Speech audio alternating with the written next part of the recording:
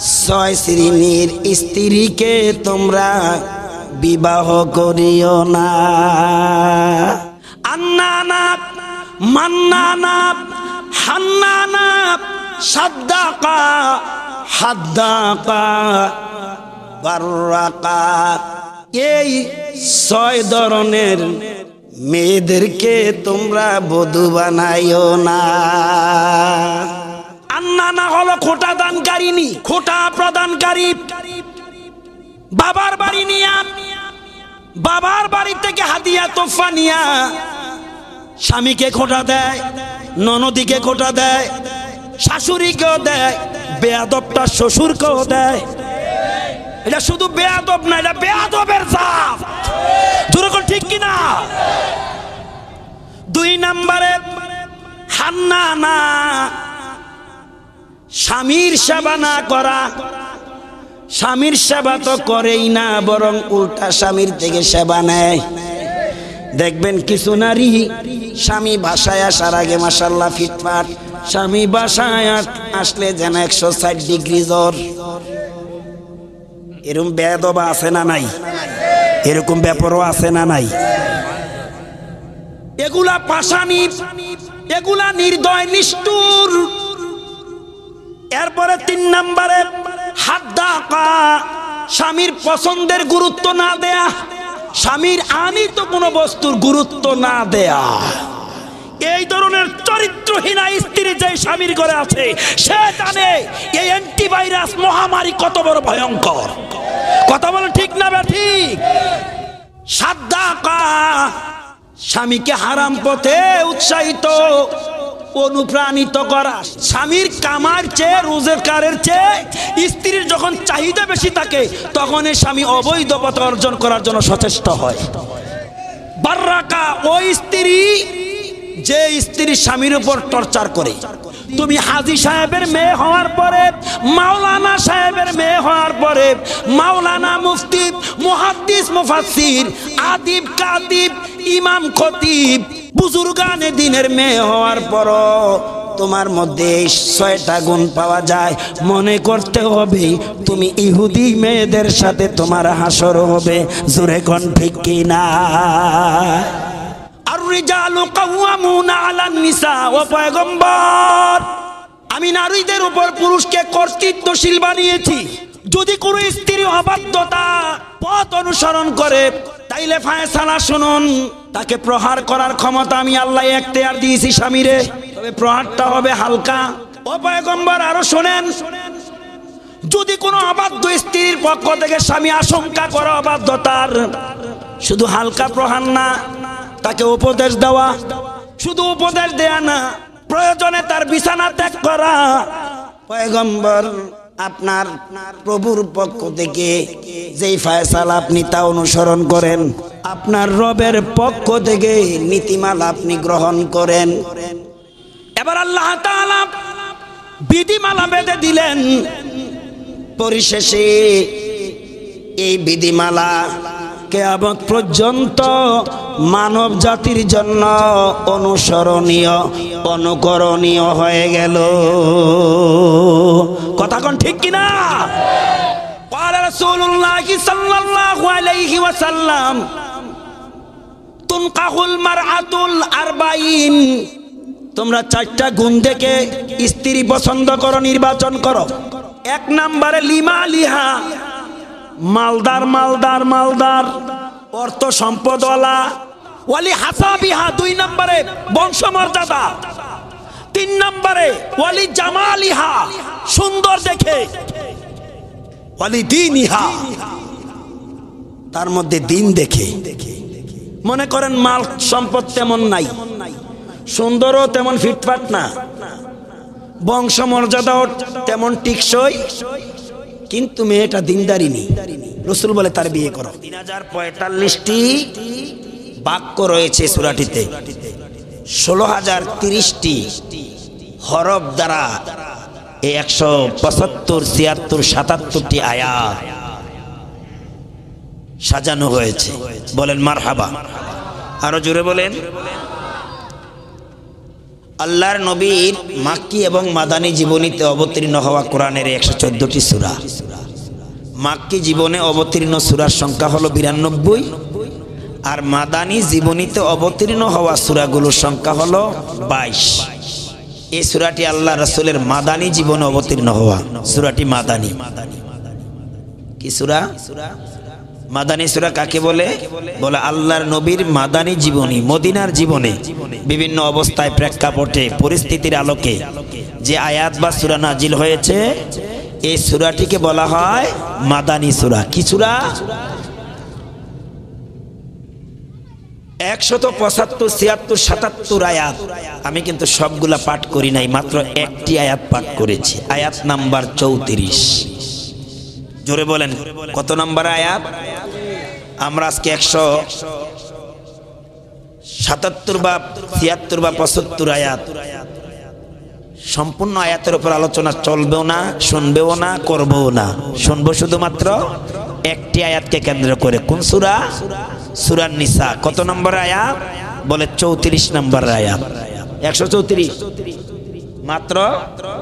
মাত্র। আল্লাহ বলেন, আর-রিজালু কাওয়ামুনা আলান নিসা। আমি মূল পর্বে চলে এসেছি, সবার দৃষ্টি আকর্ষণ করছি, খুব মনোযোগ দিয়ে শুনুন।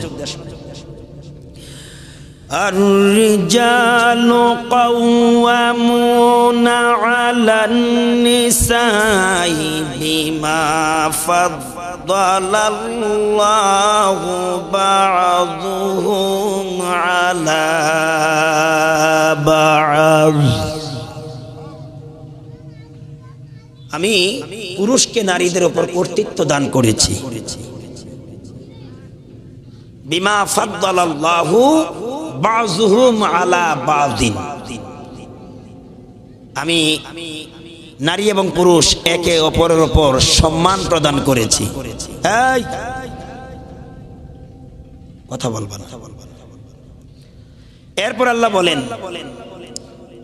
ওয়াবিমা আনফাকু মিন আমওয়ালিহিম ফাস-সালিহাতু কানিতাতুন হাফিজাতুল লিল গায়বি বিমা হাফিজাল্লাহ। পুরুষরা তাদের অর্জিত স্বর্গীয় সম্পদ থেকে তাদের অধীনস্থ স্ত্রীদের পিছনে ব্যয় করবে। এই বিধিমালা কে দিয়েছেন? ফাস-সালিহাতু কানিতাতুন হাফিজাতুল লিল গায়বি বিমা হাফিজাল্লাহ। সতী সাধবী স্ত্রীগণ হয় তার স্বামীর আনুগত্য। কার আনুগত্য হবে? সতী সাধবী স্ত্রীরা কার আনুগত্য হবে? স্বামীর আনুগত্য হবে। কিসের আনুগত্য হবে? আল্লাহ তাআলা যা নির্ধারণ করে দিয়েছেন তার সংরক্ষণের ক্ষেত্রে সংরক্ষীয় বিষয়গুলো তারা সংরক্ষণ করবে, হেফাজত করবে। এরপর আল্লাহ বলেন, ওয়াল্লাতী তাখাফুনা নুশুজাহুন্না ফাইদুহুন্না ওয়াহজুরুহুন্না ফিল মাদাজি'i। ওয়াল্লাতী তাখাফুনা, যদি কোনো স্বামী তার স্ত্রীর ব্যাপারে আশঙ্কা করে। বলে কিসের আশঙ্কা করে?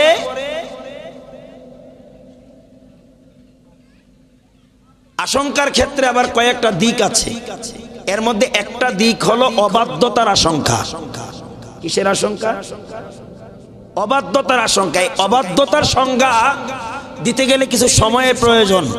আমি এক বাক্যে বলছি, যদি কোনো স্বামী তার স্ত্রীর ব্যাপারে অবাধ্যতার আশঙ্কা করে, অর্থাৎ অবাধ্যগত কিছু বিষয় তার মধ্যে কি দেখা যায়? বিদ্যমান দেখা যায়, তাহলে সর্বপ্রথম ওই স্বামীর কি করা? বলে ফাইদুহুন্না, তাকে ওয়াজ করে শোনা, উপদেশ দেওয়া। কি দেওয়া? জোরে কয় না। কথাগুলো কি আমি বলছি না কোরআন থেকে বলছি? আমি কিন্তু আয়াতটা নোট করে আনছি, বিস্তারিত আরো আসবে।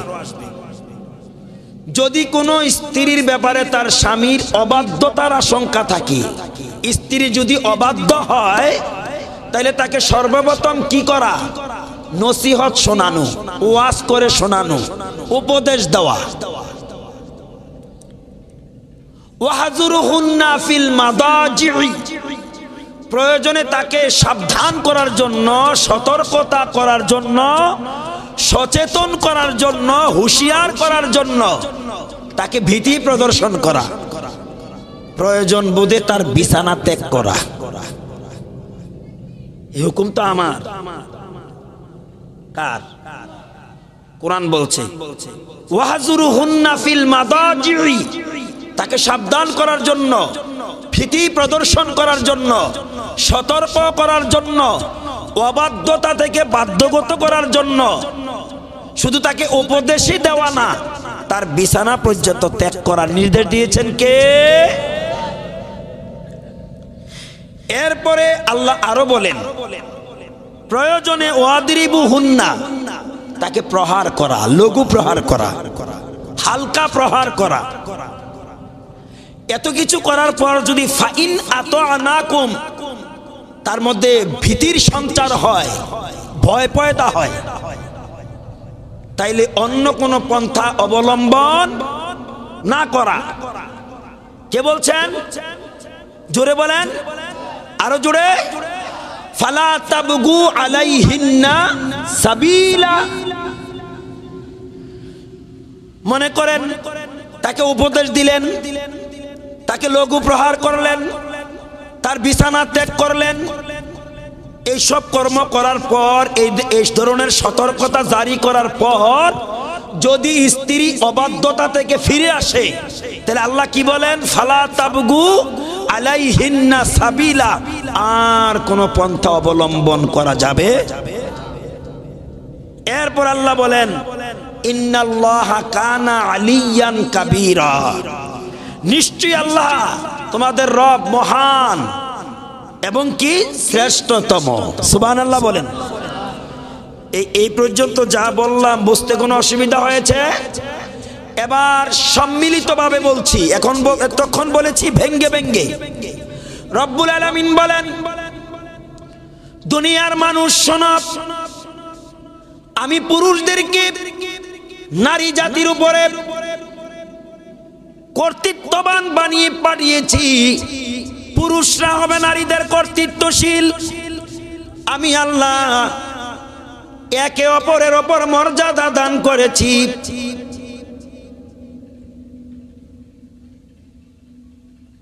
একে অপরের ওপর সম্মান প্রদান করেছি। আর সতী সাধু স্ত্রীগণ হবে স্বামীর বাধ্যগত, স্বামীর আনুগত্য হবে। স্বামীদের উচিত হবে তাদের অর্জিত সম্পদ থেকে স্ত্রীদের পিছনে ব্যয় করা, তার চাহিদা মিটানো, তার প্রয়োজন মিটানো।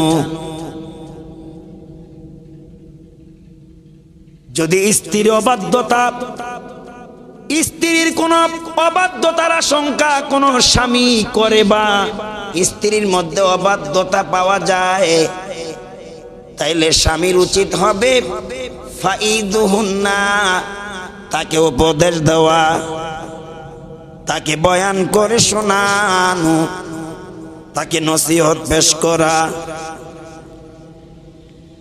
প্রয়োজনে তাকে সাবধান করার জন্য, হুঁশিয়ার করার জন্য ওয়াদরিবুহুন্না, তাকে লঘু প্রহার করা, হালকা প্রহার করা। প্রয়োজনে তার বিছানা ত্যাগ করা।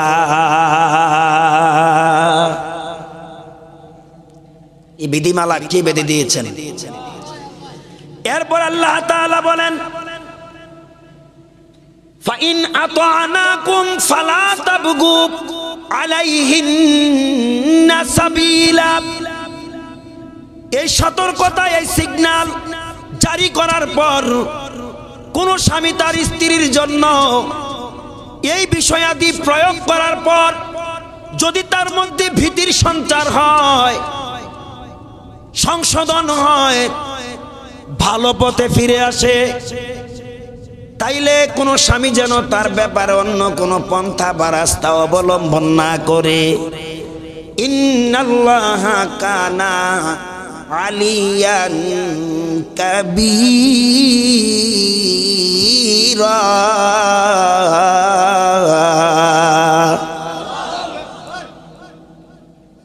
নিশ্চয় আল্লাহ তাআলা তিনি মহান, তিনি শ্রেষ্ঠতম। এই কথা আল্লাহ তাআলা কুরআনুল কারীমের সূরাতুন নিসার 34 নম্বরের আয়াতে আল্লাহ বলে দিয়েছেন। বলেন মারহাবা।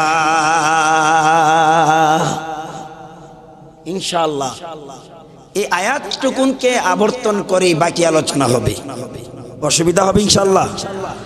তাহলে আল্লাহ রাব্বুল আলামিন বলছেন, আমি নারীদের উপর পুরুষের কর্তৃত্বশীল, পুরুষকে আমি কর্তৃত্বশীল বানিয়েছি, পুরুষ হবে নারীদের পরিচালক। আমি একে অন্যের উপর মর্যাদাও দিয়েছি। পুরুষদের উচিত স্বর্গীয় অর্জন, ওই সম্পদ থেকে স্ত্রীদের পিছনে ব্যয় করা, তাদের প্রয়োজন মিটাইয়া দেয়া, তাদের চাহিদা মতো খরচ করা।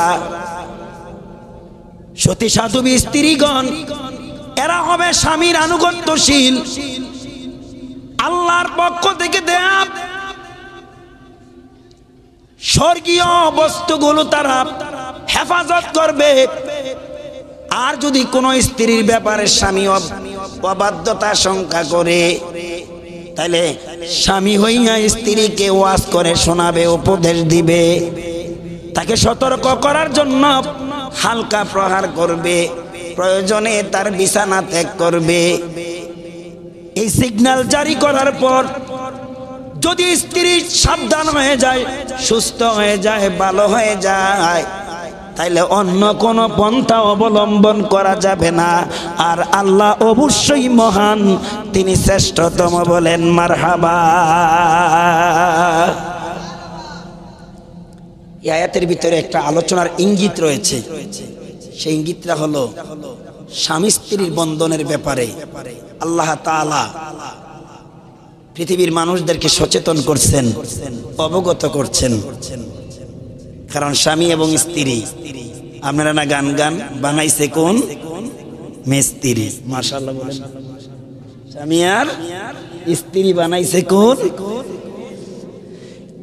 আল্লাহ রাব্বুল আলামিন এক আয়াত দিয়ে আরেক আয়াতের ব্যাখ্যা দিচ্ছেন। ও দুনিয়ার নারী পুরুষ স্বামী স্ত্রীর বন্ধনে আবদ্ধকারী এবং আবদ্ধকারিনীরা, আমি আল্লাহ তোমাদের ব্যাপারে আরো নীতিমালা বর্ণনা করছি, তোমরা শোনো। হুন্না লিবাসুল লাকুম ওয়া আনতুম লিবাসুল লাহুন্না। জানো স্বামী আর স্ত্রী কি জিনিস? মারহাবা বলেন। তোমরা কি জানো স্বামী আর স্ত্রী কেমন বস্তু? হুন্না লিবাসুল লাকুম ওয়া আনতুম লিবাসুল লাহুন্না। স্বামী হলো স্ত্রীর গায়ের পোশাক, আর স্ত্রীরা হলো স্বামীর গায়ের পোশাক। কার কথা? জোরে বলেন। লিবাস, লিবাস আরবি শব্দ, লেবাস পোশাক। লেবাস শব্দের অর্থ কোরআনের ভাষা। হুন্না লিবাসুল লাকুম ওয়া আনতুম লিবাসুল লাহুন্না। তোমরা একজন আরেকজনের গায়ের পোশাক। পোশাকের কাজ কি? এই পোশাকের কাজ শরীর ঢেকে রাখা, ঠিক নেই? আপনার প্যান্ট, আপনার জামা, এটা পোশাক। মা বোনদের মেক্সি বলেন, কাপড় বলেন, থ্রি পিস বলেন, এটা পোশাক। আমার এই পায়জামা, পাঞ্জাবি, এই কোটি, এটা পোশাক। এই পোশাক গায়ে না থাকলে শরীর থাকতো কি? উলঙ্গ। মানুষটা থাকতো বিবস্ত্র। শরীরের কোথায় কি আছে সব দেখা যাইতো। কথা কয় না? এটা কি করলো? আমার শরীরকে ঢেকে রাখলো। আল্লাহ রাব্বুল আলামিন এই পোশাকের সাথে স্বামী এবং স্ত্রীকে তুলনা করেছেন। ও দুনিয়ার আমার গোলাম নরনারী, যারা ইজাব কবুলে আবদ্ধ হয়েছো, তোমাদের দাম্পত্য জীবনে অনেক সুবিধা অসুবিধা আসতে পারে। শুধু অসুবিধা না, আরো তার চেয়ে বড় বড় অসুবিধা আসে।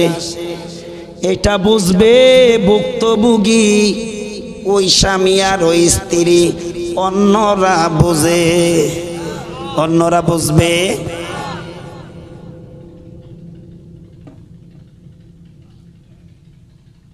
আল্লাহ রাব্বুল আলামিন কোরআনুল কারীমের, আল্লাহর কোরআনুল কারীমের ভাষ্য মতে আমরা অবগত হলাম, স্বামী স্ত্রীর গায়ের জামা, স্ত্রী হলো স্বামীর গায়ের জামা।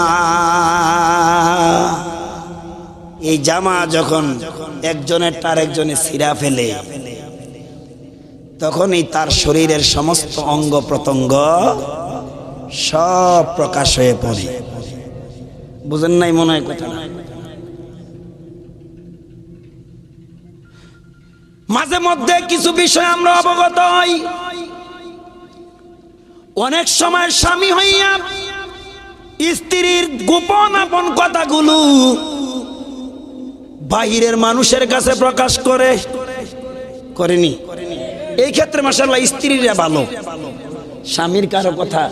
স্বামীর কথা কারো কাছে কয় না, কয় না, এগুলা নাই, আঙ্গদেশ নাই।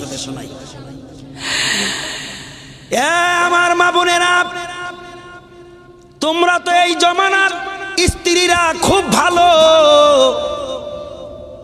তোমরা তো স্বামীর কোনো কথা যাইয়া কারো কাছে প্রকাশ করো না। শোনো গো দুনিয়ার স্ত্রীরা, শোনো, এ আয়াত এমন একটা প্রেক্ষাপটে নাজিল হয়েছে, খুব গুরুত্বপূর্ণ সময় উপযোগী কথা। এই আয়াতটা নাজিল হয়েছে এমন একটা পরিস্থিতির আলোকে, নবীজির জামানায় একজন স্ত্রী তার স্বামীর ব্যাপারে বাবার বাড়িতে যাইয়া স্বামীর বিরুদ্ধে অভিযোগ দিলেন। কার বিরুদ্ধে?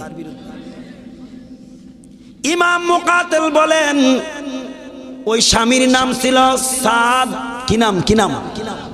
স্বামীটার নাম? স্ত্রীর নাম ছিল হাবিবা বিনতে যায়েদ ইবনে আবু জুহাইর। ইমাম কলবি বলেন সাদের স্ত্রীর নাম ছিল খাওলা বিনতে মুহাম্মদ ইবনে মাসলামা। সাদের স্ত্রী দাম্পত্য জীবনে হয়তো স্বামীর অবাধ্যতার কোনো একটা কর্ম তার মধ্যে পাওয়া গেছে। ভুক্তভোগী স্বামী তাকে শাসন করার জন্য ওই যে আল্লাহ বলছে ওয়াদরিবুহুন্না, স্ত্রী যদি অসতর্ক হয়, অবাধ্য হয়, কয়েকটা পন্থার মধ্যে একটা পন্থা তাকে হালকা প্রহার, লঘু প্রহার করা। কার কথা? হযরত সাদ তার স্ত্রীকে হয়তো বা লঘু বা কঠোর প্রহার করেছিল। সেই প্রহারের কথা স্ত্রী যাইয়া বাবার কাছে অভিযোগ দিয়েছে। এরকম স্ত্রী আসেনি আমাদের দেশে তো আরো বেশি। আমি আগেই বলেছি, ভুক্তভোগী স্বামী বুঝবে এই দুশ্চরিত্রা, দুষ্টা, দুরাচারিণী নারীর বিষাক্ত থাবা কত ভয়ঙ্কর। স্বামীর বাড়ির গোপন আপন সব বিষয়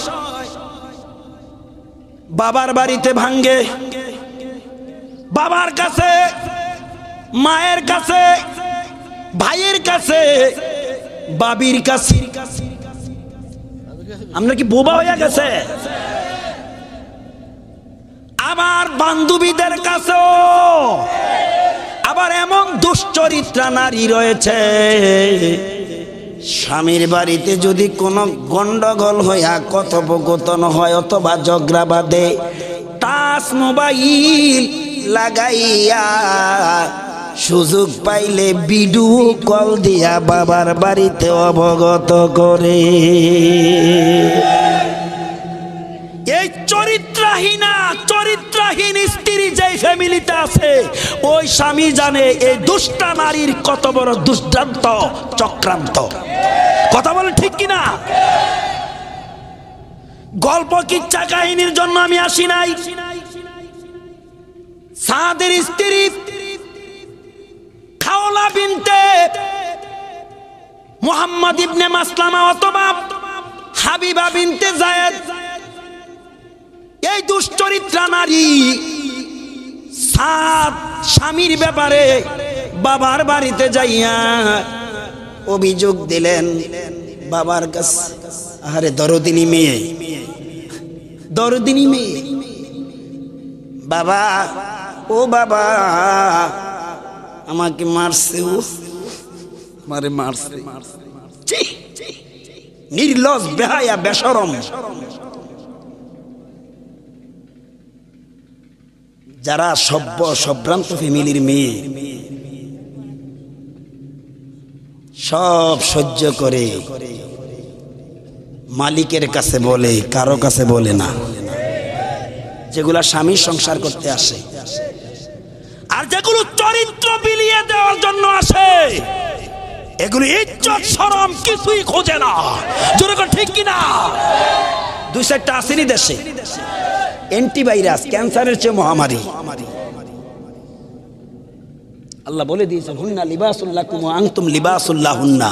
স্বামী হলো স্ত্রীর গায়ের জামা, স্ত্রী হলো স্বামীর গায়ের জামা। কথা বল ঠিক কিনা? পুরুষও কম না মাশাআল্লাহ, চা দোকানে যায় না শুরু করে। কথা কয় না যে হেতে চা দোকান স্টার্ট করে বিনা মাইকে ওয়াজ। কিন্তু যে জায়গায় আল্লাহ বলছে তুমি তো তোমার স্ত্রীর গায়ের জামা, ঠিক না বে ঠিক? সাদের শ্বশুর আব্বা দরুদিনী মেয়ের এই অভিযোগ শুনে এটার সমাধানের জন্য সোজা রসুলের দরবারে, আলহামদুলিল্লাহ বলেন, কার দরবারে? নবীর দরবারে। আল্লাহ নবী বিষয়টা অবগত হওয়ার পর স্বামীর পক্ষ থেকে প্রতিশোধ নেয়ার, কেসাস আদায় করার বিধান জারি করলেন। কে? আল্লাহ রসুল। যখন স্বামীর কাছ থেকে এই মাইরের বিনিময় কেসাস, জরিমানা অথবা অপমাননা আছে না, এই ধরনের কোন একটা সলিউশন, সমাধান দিনের নবী দিলেন। অমনি ভাবে আসমান থেকে ফাইনাল ফায়সালা। কিচ্ছা কাহিনীর জন্য ওয়াজ শুনতে আসে না মানুষ। কি ফায়সালা? ও নবী, আপনি যে সলিউশন বা সমাধান দিয়েছেন এটা একুরেট নয়। একুরেট সিদ্ধান্ত আপনার প্রভুর পক্ষ থেকে অপেক্ষা করেন। কি সলিউশন? আল্লাহ বলেন, আর রিজালু কাওয়ামুনা আলান নিসা।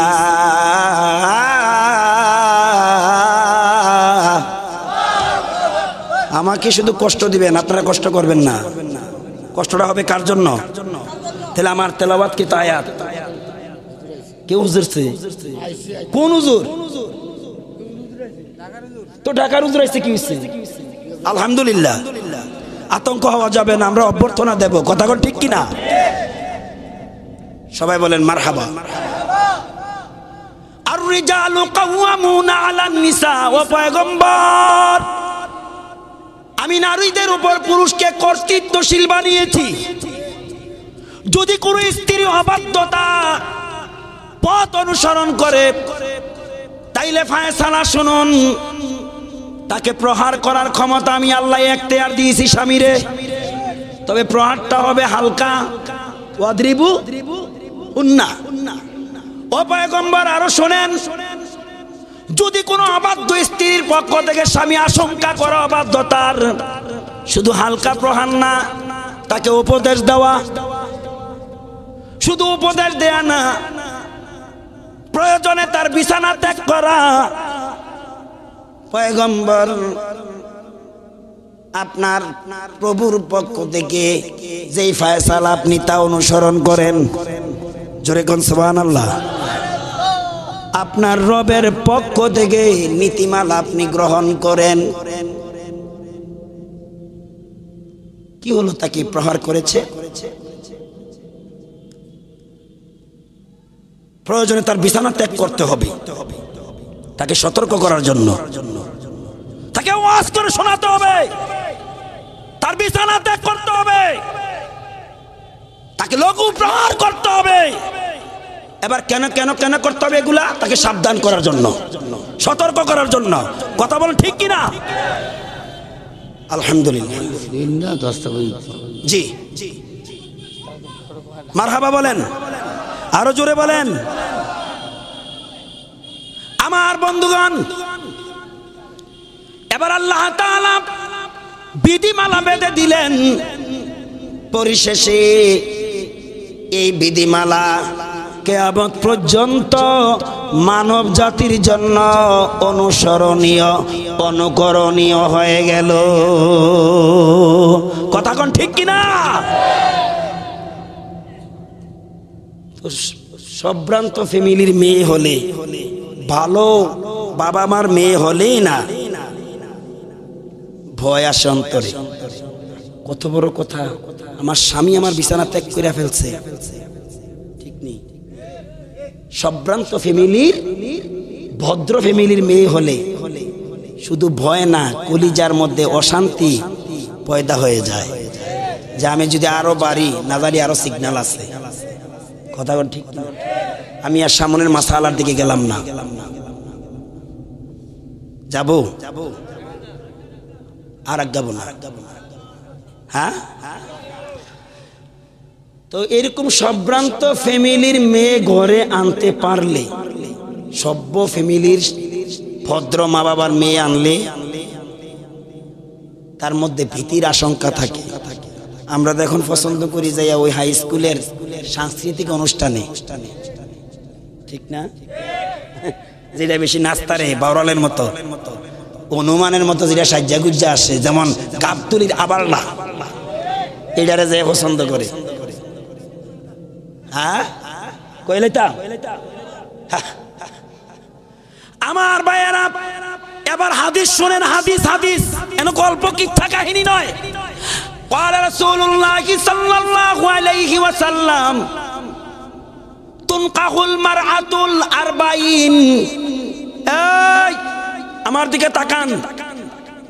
মাশহুর সাহাবী হযরতে আবু হুরায়রা আল্লাহর নবী থেকে হাদিস বর্ণনা করেন। عن أبي هريرة رضي الله تعالى قال قال رسول الله صلى الله عليه وسلم تنكح المرأة لأربعين تنكح المرأة الأربعين। তোমরা চারটা গুণ দেখে স্ত্রী পছন্দ করো, নির্বাচন করো।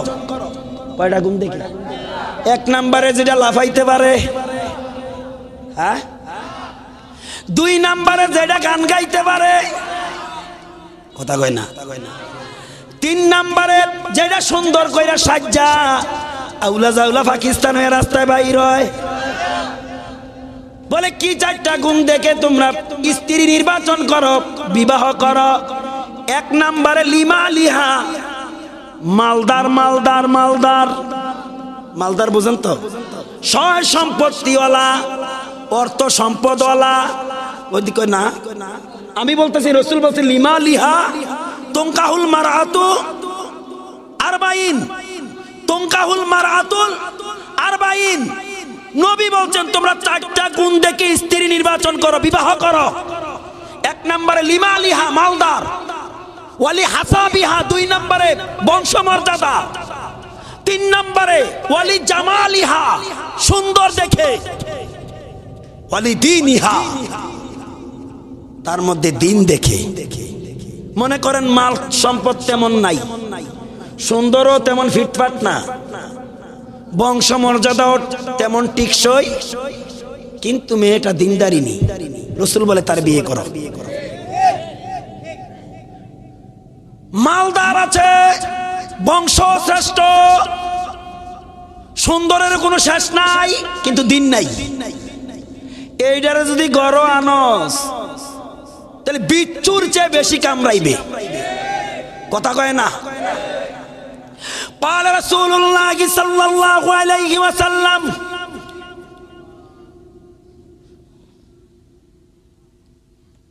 আল্লাহর নবী বলেন লা তানকিহুন নিসা বিসিত্তাতি খিসাল, লা তানকিহুন নিসা বিসিত্তাতি খিসাল। সাবধান, 6 শ্রেণীর স্ত্রীকে তোমরা বিবাহ করিও। কয় শ্রেণীর? জোরে বলেন। আমি কিন্তু নোট করে নিয়ে এসেছি, এত সুন্দর করে আমি সাজিয়ে নিয়েছি। দেখেন লাল নীল সবুজ চিহ্ন রয়েছে। আল্লাহ নবী বলেছেন লা তানকিহুন নিসা আল্লাতী তাতাসু বিসিত্তাতিল খিসাল। সাবধান সাবধান, 6 শ্রেণীর স্ত্রীকে তোমরা বিবাহ করিও না। আপনারা তো এখন শুনলে মন্ত্রের মতো লাগবে, মন্ত্রের মতো। আন্নানা মান্নানা হান্নানা হাদ্দাকা সাদ্দাকা বাররাকা। আমি আবার বলছি, আন্নানা মান্নানা হান্নানা সাদ্দাকা হাদ্দাকা বাররাকা।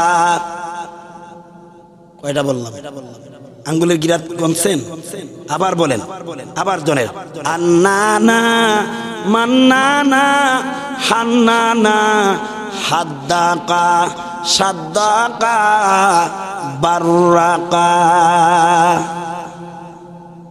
এই 6 ধরনের মেয়েদেরকে তোমরা বধূ বানাইও না। এখন একটার বিশ্লেষণ করতে গেলে 10 মিনিট করে সময় লাগবে, কিন্তু আমার সময় তো 10টা পর্যন্তই বাজেট। তবে কিছু কিছু ধারণা দেই, তীক্ষ্ণভাবে খেয়াল করেন। আন্নানা হলো খোটা দানকারিনী, খোটা দানকারিনী। কিছু স্ত্রী সংসারের মধ্যে আছে, স্বামীরে কথার কথায় খোটা দেয়, শাশুড়িরও দেয়। এ বেটি, যে খাটটা শুইতো এটা আমার বাবার বাড়ি। আমরা বাংলাদেশের জামাই কফাল বালা বেড়া, কি গো বালানো হইলে কি আল্লাহর রহমতে 2 মাইয়া নিছে নাকি আমগো? আলহামদুলিল্লাহ আমগো মাইয়া। কি কন আপনারা? যাইয়েন না, চিকিৎসা শুরু হয়ে গেছে, হায়ার অ্যান্টিবায়োটিক। খোটা প্রদানকারী বাবার বাড়ি নিয়া, বাবার বাড়ি থেকে হাদিয়া তোফা নিয়া স্বামীকে খোটা দেয়, ননদিকে খোটা দেয়, শাশুড়িকেও দেয়, বেয়াদবটা শ্বশুরকেও দেয়। এটা শুধু বেয়াদব না, এটা বেয়াদবের জাত। দুরকম ঠিক কিনা? 2 নম্বরে হান্নানা, স্বামীর সেবা না করা। স্বামীর সেবা তো করেই না, বরং উল্টা স্বামীর থেকে সেবা নেয়। দেখবেন কিছু নারী স্বামী বাসায় আসার আগে মাশাআল্লাহ ফিটফাট, স্বামী বাসায় আসলে যেন 160 ডিগ্রি জ্বর। এরকম বেয়াদবা আছে না নাই? এরকম ব্যাপারও আছে না নাই? এগুলা পাশানি, এগুলা নির্দয় নিষ্ঠুর। এরপরে 3 নম্বরে হাদ্দাকা, স্বামীর পছন্দের গুরুত্ব না দেয়া। আমি সংক্ষেপে বলে যাচ্ছি, আমি কিন্তু বলছি এক একটা বিস্তারিত ব্যাখ্যা দিলে কমস কম 10 মিনিট লাগবে। 3 নম্বরে হাদ্দাকা, স্বামীর আনিত কোনো বস্তু পছন্দ না দেয়া, পছন্দের গুরুত্ব। এরকম কিছু স্ত্রী আছে না, কোনটাই পছন্দ যে এটাই না দেয় ভালো লাগে না। মতলব কি? মতলব হইলো বাজারে যাওয়া। এটা বাজার নি, ডাইরেক্ট চিকিৎসা। এটা বাজার নি, বাজার নি। যেরকম ঠিক কিনা? মাঝে মধ্যে এই ধরনের বাজার নিদেরকে কিছু চিকিৎসা করার দরকার। কি চিকিৎসা? লাড়ি দিয়া, দড়ি দিয়া, ক্যারেট ট্যাবলেট খাওয়াইয়া। অস্ত্রের মায়ের বড় মায়ের না, জ্ঞানের মায়ের বড় মায়ের। এক ভুক্তভোগী স্বামী এরকম নির্যাতিতা, নিদারুণ, নিষ্ঠুর, পাষাণী স্ত্রী ঘরে আসছিল। তো এটা এরকম করতো। স্বামী কিছু আনলে সে পছন্দ, একদিন সে সিদ্ধান্ত নিয়েছে আজকে তার টেস্ট করা হবে। তো মনে করেন ইলিয়াটগঞ্জ বাজার থেকে একটা শাড়ি আনছে। লাঞ্চের টাইমে আইসা শাড়িটা নিয়ে কইতেছে, সুইটি আছে না আধুনিকা নাম বিথি, কই কি বাদ দাও, দেখো না লাঞ্চের টাইম। বেচারি বাদ দিচ্ছে। তো লোকটা ভাতও খাচ্ছে। আরে ভুক্তভোগী, এই নিষ্ঠুর স্ত্রী যার ঘরে আছে কি যন্ত্রণা সে জানে। তো ভাতও খাচ্ছে, সে প্যাকেট থেকে আস্তে আস্তে একটা কাপড় বাহির করছে। কাপড়টা বাহির করে করতেছে, ভীতি ধরো ধরো। আমি কি ধরতাম? কই কাপড়টা ধরো। কইটা কার কাপড়? কই আমার বন্ধুর স্ত্রীর জন্য আনছি। যখন বলছে বন্ধুর স্ত্রীর জন্য, সে গুরুত্ব দিয়ে কাপড়টা হাতে নিছে। নিয়ে এবার একটার পর একটা পার্ট, একটা আছে না কাপড়ের কয়েক পার্ট, একটা একটা একটা একটা পার্ট উল্টাইতেছে। আরে চেহারা যা খারাপ। এক পর্যায়ে কইতেছে, আমার জন্য বাজারে গেলে চোখ লয়ে যায় না, পকেটে টাকা থাকে না। আরো কত আছে না বেডিকো কথা আছে না? ও আর কত কথা জানে। আমি অন্যের কাপড় কেন চাবো, কেন দেখবো? লোকটা ভাত খায় আর মুস্কি মুস্কি হাসে। কারবার ফাইনাল, কারবার ফাইনাল। আজকে খেলা হবে, খেলা হবে। খাওয়া দাওয়া শেষ করে এবার বেডের মধ্যে যাইয়া, কারণ জোহরের পরে খাওয়া দাওয়ার পরে লাঞ্চের পরে বিছানায় একটু শয়ন করা রাসূলের সুন্নত। হাদিস শুনেন, হাদিস। কোন সময়? কোন সময়? জোহরের পরে খাওয়া দাওয়া করার পর শাইলকা বাজারের চার দোকানে যাওয়া সুন্নত। কোথায়? বিছানায় কমস কম দুই চারটা একটু গড়াগড়ি আল্লাহ রাসূলি কাজটা করতেন। এটা আমাদের জন্য তরিকা, সুন্নত। আর রাতের বেলায় খাইয়া ডাইরেক্ট বিস্তার যাইয়েন না, বিড়িটা ধরাইয়া কিস বিড়িটা একটু হাঁটাহাঁটি করবেন। রাতের বেলায় খাবার দাবারের পরে একটু হাঁটাচড়া করা সুন্নত। বলেন কোন? বলেন নাকি? মান তামাসসাকা বিসুন্নতি ইনদা ফাসাদি উম্মতি ফালাহু আজরু মিয়াতি শাহীদ। খবর আছে এক একটা সুন্নতের দাম 100 শহীদের সওয়াব। জোরে বলেন মারহাবা। বেড়ে যায় বলতেছে, বিতি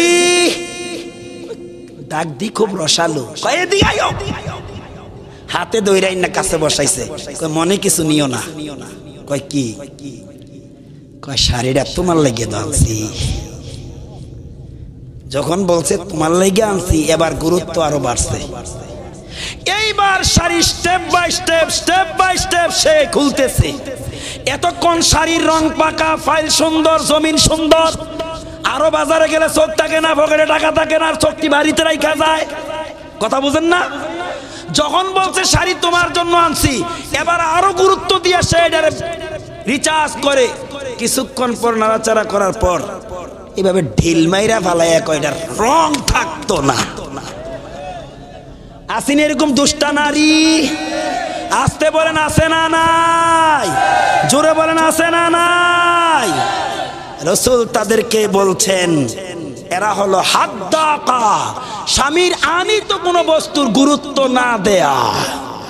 এই ধরনের চরিত্রহীনা স্ত্রী যে স্বামীর ঘরে আছে, সে জানে এই অ্যান্টিভাইরাস মহামারী কত বড় ভয়ঙ্কর। কথা বলেন ঠিক না ঠিক?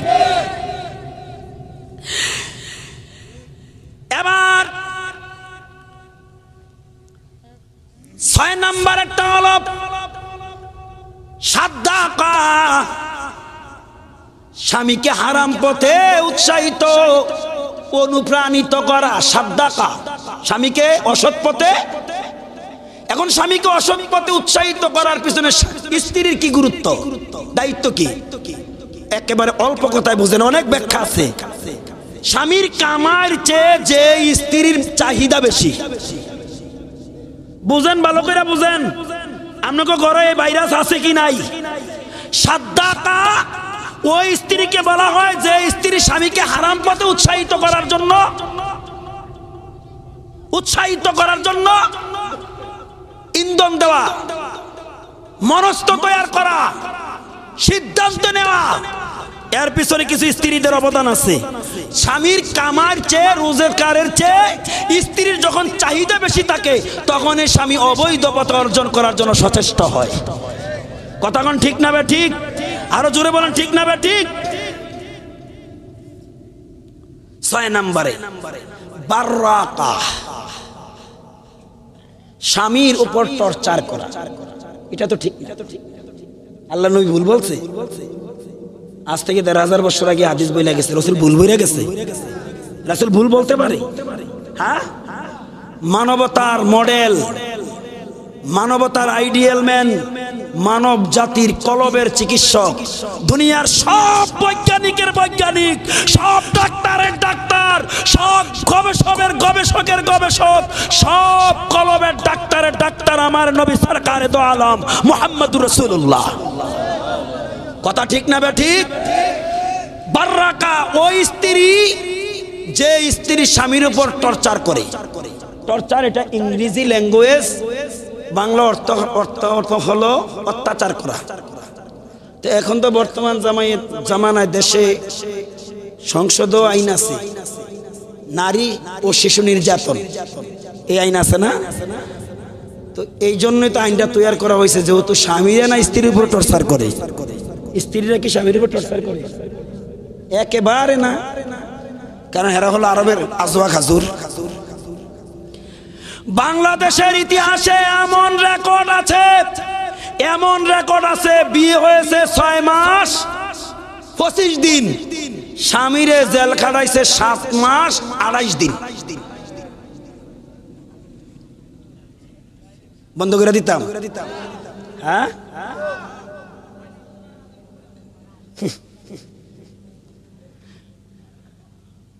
বাস্তব একটা চিত্র আমি আপনাদের সামনে তুলে ধরছি, ভালো করে শুনেন।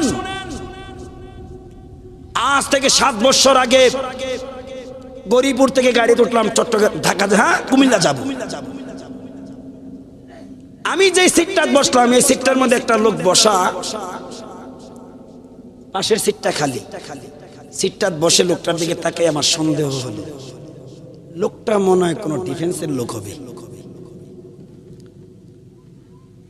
এক পর্যায়ে সে আমার সাথে আলাপচারিতা করছে, আমিও কথোপকথন করছি। নিমসার পার হইয়া উনি বলতেছে, হুজুর আপনি কোথায় যাবেন? আমি বললাম আমি বিশ্ব রোডে নামবো। কয় আহা, সে একটা বড় নিঃশ্বাস ফালিয়েছে। মানুষ যখন বড় বড় শ্বাস নিঃশ্বাস ফালায়, কিছু শ্বাসকষ্টের কারণে ফালায়, আর কিছু ফালায় কষ্টের কারণে, দুঃখের কারণে। আমি বললাম, ভাই আপনি এত বড় নিঃশ্বাস ছাড়লেন, হুজুর আমনেরে দেখে আমার একটা কষ্টের কথা মনে পড়ছে। কি কষ্ট? যে গতকাল সারাটা রাত এই আপনার মতন একজন হুজুরকে অ্যারেস্ট করার জন্য আমি ডিফেন্সের লোক নিয়ে হোমনা, তিতাস, দাউদকান্দি, মেঘনার বিভিন্ন আঙ্গিনা চিরুনি অভিযান চালাইছি।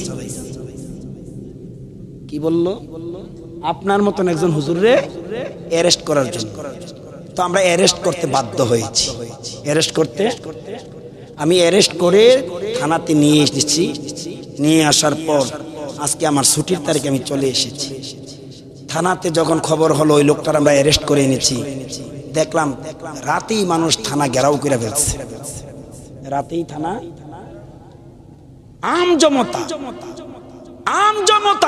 আমজনতা সবারই অভিযোগ এই হুজুর নির্দোষ। কিন্তু মামলাটা ছিল কি? তার স্ত্রীর পক্ষ থেকে মামলার যেই ধারা, হুজুর মাথা ঠিক থাকার কথা না, আমি তো পুলিশ, থানার দারোগা, আপনি যে হুজুর, আপনার মাথা ঠিক থাকার কথা না, হুজুর হয়ে সে অপরাধ কিভাবে করলো? সেই ধারা দেখে আমরা কঠোর অবস্থানে গিয়ে সারা রাত চিরুনি অভিযান চালাইয়া ওই হুজুরকে গ্রেফতার করতে আমরা বাধ্য হয়েছি, সমর্থন হয়েছি। পরিশেষে ফজরের আগে থানা ঘেরাও, আম জনতা তালাও ভাবে সবারই অভিযোগ এই লোকটা নির্দোষ। লোকটা আমরা প্রমাণাদি তথ্য উপাত্ত গ্রহণ করে দেখি আসলে হুজুরে নির্দোষ, কিন্তু যা অভিযোগ ছিল সব তালাও মিথ্যা। বাংলাদেশে এমন স্ত্রী আছে স্বামীর উপর এত টর্চার করে, বিশেষ করে যখন কোন অবাধ্য অসৎ নারী তার স্বামীর সংসার ছাড়ার পরিকল্পনা করে, তার অন্য মতলব থাকতে পারে, সেদিকে আমি যাব না। এমনও অভিযোগ দেয়, এমন অভিযোগ স্বামীকে পরিশেষে দুর্বল পুরুষ হিসাবে আখ্যায়িত করে। বুঝেননি কথা? পুরুষত্ব বোধ নাই, পুরুষত্বহীন বলো, স্বামীর বিরুদ্ধে অভিযোগ দিয়া স্বামীর সংসার ছাড়ার চেষ্টা করে। সময় কিন্তু ফুরিয়ে গেছে আমার, তো আমি আমার মা বোনদেরকে বলে যাই, আরো 10টা মিনিট সময় আমার হাতে রয়েছে। আমার মা বোনেরা, আন্নানা মান্নানা হান্নানা সাদ্দাকা বাররাকা হাদ্দাকা, এই 4টা গুণ যেই নারীর মধ্যে আছে, এই নারীদের হাসর হবে ইহুদি নারীদের সাথে, কারণ এই 7টি গুণ ইহুদি মেয়েদের মধ্যে পাওয়া যায়। এরা ইহুদির মেয়ে। আর এই 7টি গুণ যদি তুমি হাজী সাহেবের মেয়ে হওয়ার পরে, মাওলানা সাহেবের মেয়ে হওয়ার পরে, মাওলানা মুফতি মুহাদ্দিস মুফাসসির আদিব কাদিব ইমাম খতিব বুজুর্গানে দিনের মেয়ে হওয়ার পরও তোমার মধ্যে এই 6টা গুণ পাওয়া যায়, মনে করতে হবে তুমি ইহুদি মেয়েদের সাথে তোমার হাসর হবে। জোরে কোন ঠিক কি না? এই 6টা গুণ, এগুলা ইহুদি মেয়েদের গুণ। আর এই গুণ যেই নারীর মধ্যে পাওয়া যাবে, হোক সে মুহাদ্দিস মুফাসসির আদিব কাতিব মুফতি ইমাম খতিবের মেয়ে, কিন্তু তার কালচার হলো ইহুদি মেয়েদের কালচার। কথা কোন ঠিক কিনা? এবার আসেন আমার বন্ধুগণ, বলতে পারেন হুজুর এই ধরনের মহিলা হুজুরের স্ত্রী কিভাবে হয়? হুজুরের বিরুদ্ধে মামলা করলো। আমি বলবো, আপনারা কি মনে করেছেন এই দুষ্টা দুশ্চরিত্রা নারী শুধু সাধারণ পাবলিকের করে? না, বাংলাদেশে এমন ভুক্তভোগী হুজুর রয়েছে, এমন দুষ্টা দুরাচারিণী নারী লইয়া সংসার করে আপনি 1 মাস ঘর করতে পারতেন না। কওমে লুতে আহলিয়ারা কাফেরা, ফেরাউনে আহলিয়ারা তহেরা। এটা ইতিহাস। আল্লাহর পয়গম্বর লূত, কি নবী? লূত নবীর নাম শুনছেন? যে লূত নবীর জামানায় জমিন উল্টে দেওয়া হয়েছিল, শুনেন নাই? কি অপরাধের কারণে? সমকামিতা। সমকামিতা, পুরুষে পুরুষে, মহিলায় মহিলায়। আমগো বাংলাদেশের শিক্ষা কারুকালামে কিন্তু এরকম একটা পরিকল্পনা এড হয়েছিল, শুনছিলেন নাকি? সরকার পরিকল্পনার জন্য সিদ্ধান্ত, যদি বাংলাদেশে এই ট্রান্সজেন্ডার নামে কোনো আইন, যদি কোনো বাংলাদেশে কোনো কোমলমতি শিক্ষক, কোমলমতি শিক্ষার্থীদেরকে শিক্ষা দেওয়ার জন্য চিন্তা ভাবনা করা হয়, শুধু শিক্ষানীতি পরিকল্পনার জন্য আন্দোলন করা হবে না, গোটা দেশ পরিবর্তনের জন্য আন্দোলনে নামা হবে। যেরকম ঠিক কিনা? অচিরে এটা পরিশোধ করতে হবে, পরিহার করতে হবে, এটাকে চেঞ্জ করতে হবে। এই সমকামিতার কারণে লূত নবীর জাতি, লূত নবীর জামানায় জমিন উল্টে আল্লাহ তাদেরকে শায়েস্তা করেছে।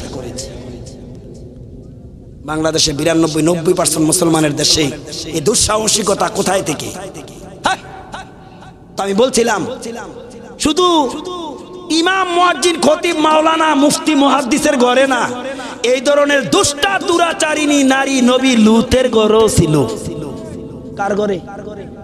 এত আসতে কইলেন কা? আমি বলছি আপনারা আবার ক্লিয়ার করে বলেন কার ঘরে? লূত কি ছিলেন তিনি? আমগো মতন লূত নবী বলেন কি? লূত নবীর জামা সিরালাইছে বেরিয়ে, তাইনা টুইনা, তাইনা টুইনা ছিড়ছে। নবী লূত আলাইহিস সালামের বাড়িতে ফেরেশতা আসছে 12 জন। জোরে কোন কতজন? আরো জোরে, জোরে জোরে, আরো জোরে, 12 জন। দেখেন বেড়ি কি জামা ছিড়ছে লূত নবীর। এখন এই বেচারি যে লূত নবীর প্রতিপক্ষ কাফেরদের কাছে বলতেছে, তোমরা কই? লূতের আটকানোর সুযোগ পাও না, এই গোল্ডেন চান্স। কই কি? কই লূত নবী, লূত লূত লূত কারে কয়? এর স্বামীরে। কয় হ্যাঁ, 12 জন সুন্দরী মহিলা লইয়া ঘরের ভিতর আড্ডা করতেছে। এত আস্তে গেলেন নাউজুবিল্লাহ। কার বিরুদ্ধে অভিযোগ দিলেন? লূত নবী ওই বেড়ির কি ছিল? ও মা গো, আপনারা বোবা হয়ে গেছেন গা। লূত আলাইহিস সালাম এই বেড়ির কি ছিল?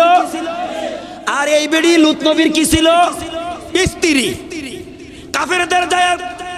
কাফেরদের কাছে যেয়ে বলে, ও কাফেরেরা, ও লূতের প্রতিপক্ষরা, লূতের ঘরে 12 জন সুন্দরী রূপসী নারী এসেছে, এখন এই সময় লূতকে আটকানো। সবাই তো গেল লূত নবীকে আটকাইতে। লূত আলাইহিস সালাম বলেন, ও আমার কওমের লোকেরা, আমার বাড়িতে আনিত মেহমানদের অপমাননা তোমরা করিও না। এগুলো আমার বাড়ির মেহমান, এগুলো আমার বাড়ি। কয় না, আমরা বাড়িতে ঢুকবই, অনুপ্রবেশ করবই, আজকে সব তোমার উন্মোচন করবো। নাউজুবিল্লাহ বলেন। লূত নবী বললেন, তোমরা কি ধারণা করছো? কয় মিয়া, তোমার ঘরের মধ্যে সুন্দরী রূপসী মহিলাদেরকে নিয়ে তুমি আড্ডা করো, গল্প গুজর করো, আবার তুমি নবী দাবি করো? আমরা দেখবো, তোমার এই বিষয় উন্মোচন করবো জাতির সামনে। লূত আলাইহিস সালাম বললেন, দেখো এগুলো নারী না, এগুলো আমার মেহমান। মারহাবা বলেন না, এরা মেহমানদের উপর আক্রমণ করবে। এবার পরিকল্পনা নিয়ে লূত আলাইহিস সালামের বাড়ির দিকে তারা ধেয়ে আসছে। মেহমানরা দেখলেন লূত নবীর বাধা এই কওমেরা শুনে না, মানে না। এবার এই আকাশ থেকে আগমনকারী ফেরেশতাদের মধ্যে একটা ফেরেশতার নাম ছিল ইসমাইল ফেরেশতা। কি ফেরেশতা? ফেরেশতাদের মধ্যে সবচেয়ে সুন্দর সুঠামু দেহের অধিকারী। মারহাবা বলেন। ইসমাইল ফেরেশতা বলতেছে, নবী লূত, আপনি সরিয়ে যান, দূরে যান, এরা আসুক। ইসমাইল ফেরেশতা বলে, নবী লূত, আপনি সরে পড়েন, আমরা দেখব এই সন্ত্রাসীদের কত শক্তি। আল্লাহু আকবার বলেন। হযরতে লূত নবী বললেন, না জানি এই জাতির উপর গজব নেমে আসে। আয় আল্লাহ, এই জাতিরা অজ্ঞ, এরা নির্বোধ, এরা বুঝে না। এবার বুঝে থাকলে বলেন, এই চক্রান্তের ইন্ধনদাতা কে ছিল? স্ত্রী। আলেম হইছে বলে আমরা আরবের খেজুর হয়ে গেছি। আমগো ঘর এই লূত নবীর বান্ধবী আছে, আছে না নাই? এই বান্ধবীদের যে কি যন্ত্রণা! আরে মিয়া, তোমরা 1 মাস এই দুশ্চরিত্রা নারীদেরকে নিয়ে ঘর করতে পারতা না? 1 মাসে 14টা তালাক দিতা তোমরা। এই ধরনের দুশ্চরিত্রা নারী ইমাম, খতিব, মুহাদ্দিস, মুফাসসির, কাতিব, আদিব, খতিব সাহেবদের ঘর আছে। আল্লাহ আমাদেরকে হেদায়েত করেন। ধন্যবাদ সবাইকে।